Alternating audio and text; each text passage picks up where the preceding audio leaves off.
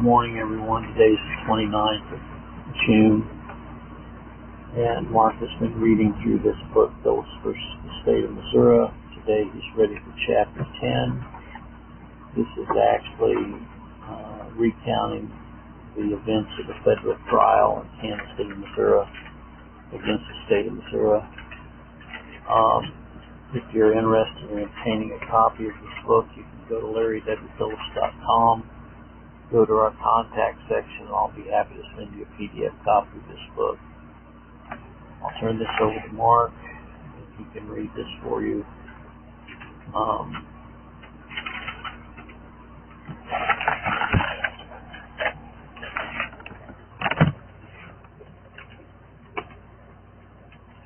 Chapter 10, the federal trial. For his God and for within you both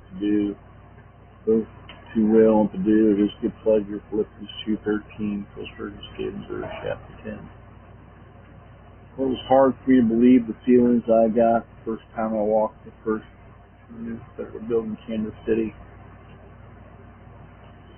Going through security, entering this massive structure with all the federal judges, everything associated with it, made me realize the first time the case was no small matter. As I entered the plaintiff's room, I observed the courtroom over 40 prospective jurors be interviewed and screened for my case against the State of Missouri. I wonder how long this trial will last and what will be the outcome.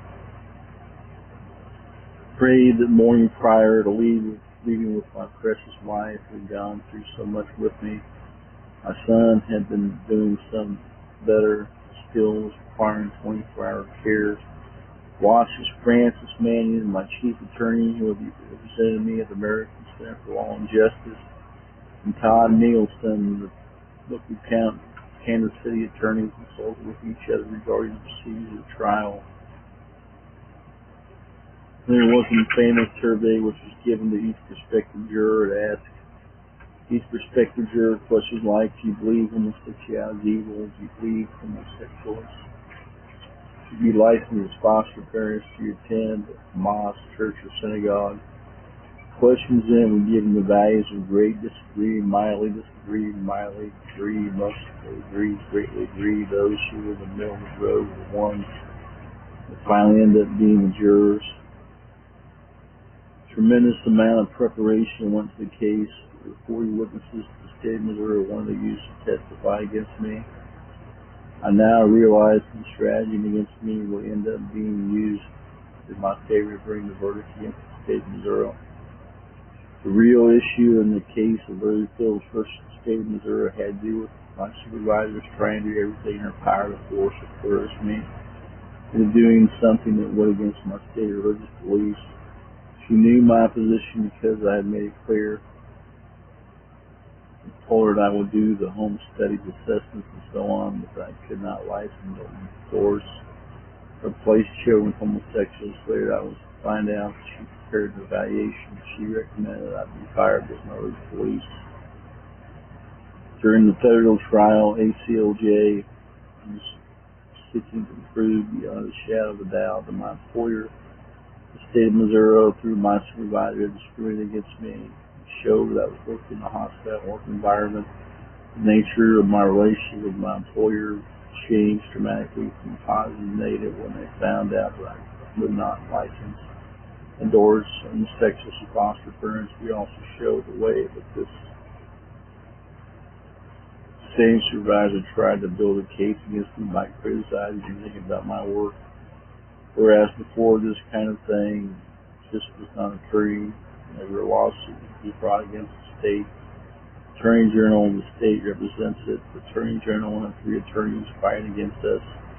I had learned that one of the Attorney General's attorneys was also chief counsel of the National Organization for Women, a very liberal organization that opposes most issues that traditional families stand for. What a contrast. We have her on one side and ACLJ on the other. This truly was a spiritual battle for the hearts and minds of people throughout the trial. The State of Missouri wanted to portray me as a right-wing, fundamental extremist. That would prove to be very difficult since I graduated from the University of Kansas with a major in psychology. I've been what I would describe as a moderate, i.e. a life led from life kind of person, but now I've heard state witnesses trying to portray me as a narrow-minded bigot. Have you ever heard the saying, perception is more important than reality and fact?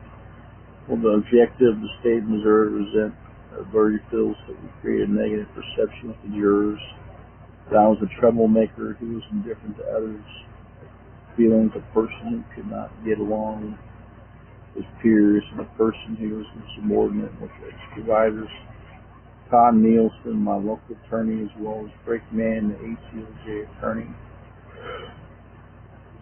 basically dispel these notions by calling my closest co-workers testify on my behalf. These co-workers were very kind in their testimony and evaluation in the workplace.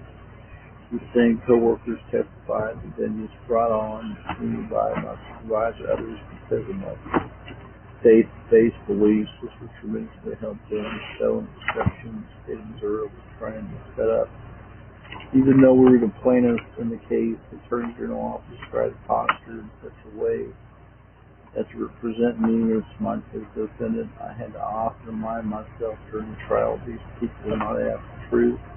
The main purpose was to win the case no matter what. My faith is really being tested. I've been calling my wife during breaks during the day. Can you feel like you're losing the case on one side of the court as far as state's witnesses? To this other side, the other side was on my side of the court. Pretty much empty. The ACLJ had decided rightfully not to portray this case as Christian battle in the state of Missouri. By having all kinds of churches represented, etc., they felt this could do more to harm the case and help it. It was a pretty lonely place to be at, but we knew God was with us throughout the trial.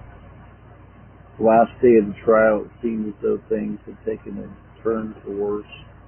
The jury could not reach a decision. We're in a deadlock and impasse that would last for hours. There was such a disagreement among the jury that you could hear them yell at each other from the jury room.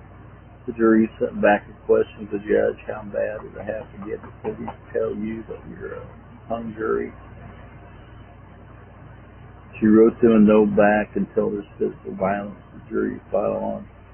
Defendants were celebrating in the defendant's room across from us. There was very much a party atmosphere. Calling Rosette, my wife, and telling her that I believed that we had lost the case. I had been polling the judge on the case most of the highest appointed judge ever, and that she had once worked in the Attorney General's office. Started putting things together in my mind and felt that it was a lost cause. My wife reminded me that if God wanted us to win this case, nobody could keep us from being victorious. The jury could not come to decisions, and the judge sent us home for the day. Arrived at the federal courthouse in Kansas City earlier than usual the next day. Frankly, I was prepared for the worst. Yesterday's events had looked rather disappointing, to say the least.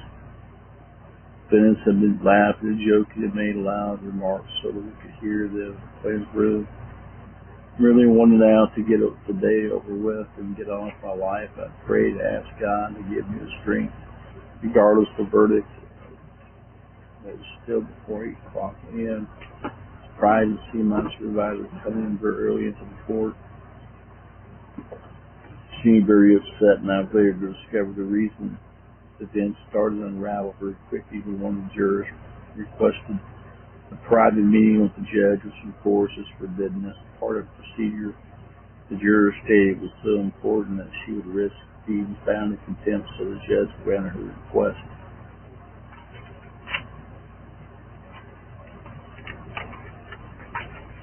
Why had she been so persistent in wanting the meeting with the judge? Well, the night before, she had gone back to motel room, a secret motel.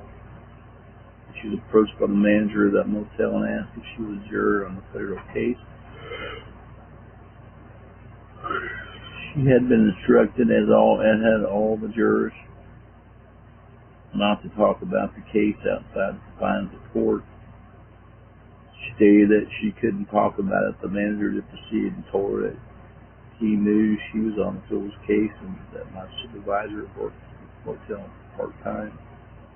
in the county, anything she, the juror, could do to help her, my supervisor would appreciate it. Folks, that's jury tampering. Of course, the judge was furious and made this information available to us. All of a sudden, the party spirit among the defendants was gone. A grave and almost funeral-like atmosphere prevailed in the courtroom. Supervisor was questioned regarding the incident. She began to cry and now seeing everything was going on in our favor. What changed the night before, I remember now my wife's prediction that God wanted us to be victorious in this case. Nothing will stop us from winning. We have a verdict. This announcement. What a feeling after all these months to know the case is about to be decided once and for all. We quickly convened in the courtroom. The verdict was read. We find supervisor name left out, guilt and discrimination against Larry Phillips, even though the compensatory consequences were not that much. I also received punitive damages, which were very rare to get in a case like this. I'm so very grateful to God for intervening once more on my behalf. There was a tremendous burden that lifted from my shoulders when I heard the verdict being read. I knew that God was on the throne, causing events of just last evening to work on my behalf. The case was over. I had a verdict in my favor, and now I can start my new life. That's what I thought, but I was not ever wrong. The battle was just beginning. I'm glad I didn't know from the outset that I would be over 5 years before you could actually get a settlement on this case, or I might have given up. It was terminated in November of 1996, and now the case was put to trial in 1999. Little did I know that we would be put through a long ordeal of appeals and waiting before the good Lord decided to put an end to this mess. I walked out of the courtroom that evening. I was kind of I had no idea that I would have to go through months and waiting, wondering if this verdict would be overturned. I felt a calmness that only God can give, but I still wonder why our nation had gotten itself in such a quandary predicament.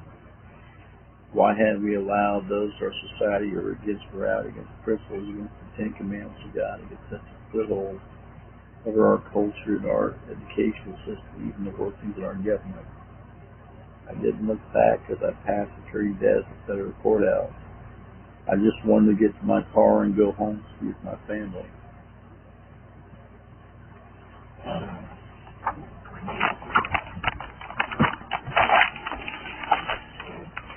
I remember that day very distinctly when I walked out of that courthouse that first time. It's been many, many years ago, over 25 years ago.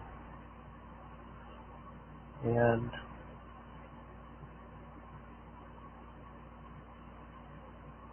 everything happens for a reason. In our lives, sometimes it's hard to understand why God causes certain things. You notice I didn't say allows.